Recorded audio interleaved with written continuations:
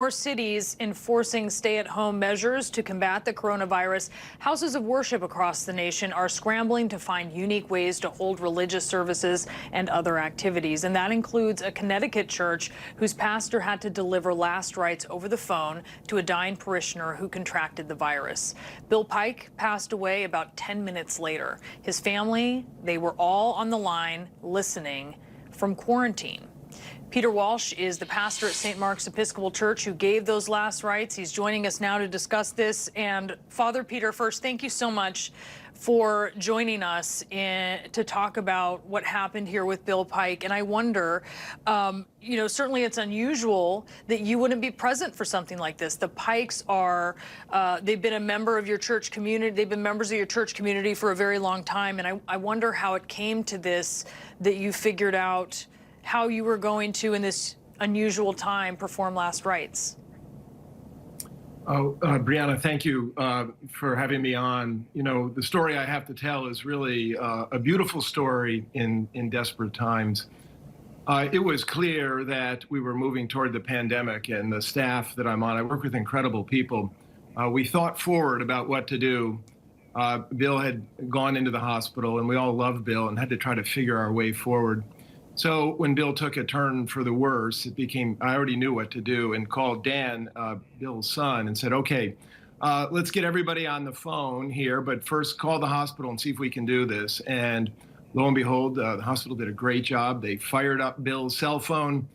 Dan is with his mom and got his brother and his sister on the phone, and called the phone at the hospital, and Stefan, the nurse, put the phone right to Bill's ear. And it was just beautiful. I got to read the most incredible prayer, which is the prayer of last rites. And then I got to tell Bill I loved him. And then I ducked off so that his family, each one of them could say, we love you. And after they hung up, Bill died, 10 minutes later or something like that. And how did this affect them, not being able to be there with him, but also being able to have technology help them at least be there in some way? Well, Bill was 91 years old and an incredible, incredible human being and led an unbelievably full life. And so the family was very clear, though. They were distraught to lose their pop and such a great man, that it also was not a tragedy for them. They understood that life does end. And given the cruddy circumstances, they really, really embraced what they had. And that was a chance to speak to Bill, and for Bill to hear these prayers. Bill was a man of great faith. And you know what they always say is that even though people are in comas, they can hear.